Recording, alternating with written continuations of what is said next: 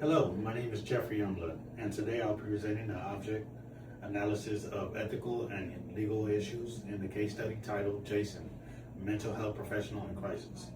This vignette involves Jason, a mental health worker diagnosed with major depressive disorder with psychotic features. Although he had a long-term stability, Jason recently began experiencing frequent symptoms including auditory hallucination and mood disturbance. Despite this, Jason chose not to take time off from work. He ultimately experienced an episode during a session with a client named Karen. When he shouted profanities in response to internal stimuli, he then disclosed his mental health history to Karen and asked her to keep it confidential from others. Violation number 1, impaired professional function. Jason continued to work with clients despite being impaired by active symptoms and psychosis and mood instability.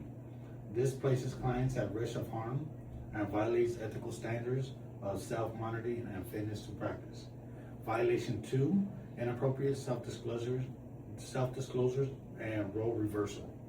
Jason shared his full mental health history and asked his client to keep it secret, placing emotional responsibilities on the client.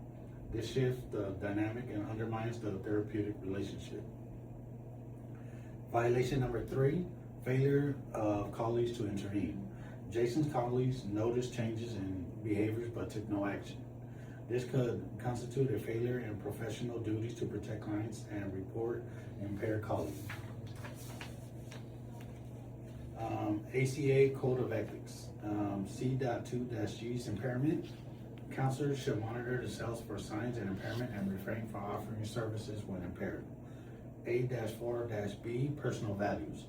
Counselors are aware of their own values and behavior and avoid imposing them. A-6-A, previous relationships. Although not a prior relationship, this applies in spirit due to Jason's oversharing and request for secrecy, which blurs boundaries. F.5-B, impairment of colleagues. Colleagues have an ethical responsibilities to intervene when aware of impairment. CADE Code of Ethics. Section 4.0, responsibility to clients. Maintain appropriate professional boundaries. Section 6.0, standards of care.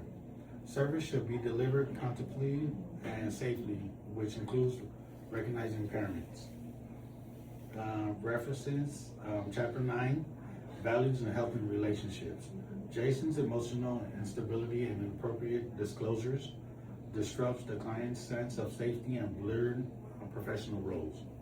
Chapter 2, the counselors as a person and as professional, discusses the ethical necessity of self-care, recognizing impairment, and taking steps to protect clients' welfare. Jason chose not to take time off shows a lack of professional judgment that could result in ethical complaints or license review. Implications for the client: emotional distress, loss of trust, and confusion about professional boundaries. For the professional, legal liabilities, ethical violations, and potential job loss or disciplinary actions. Summary and relevance. This article explores how psychotherapists can maintain ethical standards, especially during personal crisis. It emphasizes the importance of recognizing impairment, seeking supervision, and maintaining health boundaries directly relevant to Jason's situation. Reference page, J.E. Bartlett, 2014, the ethical practice of psychotherapy easily within our reach.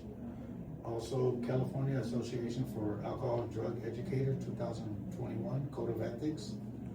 And Corey G., 2014, Issues and Ethics in Helping Professionals, the 9th edition.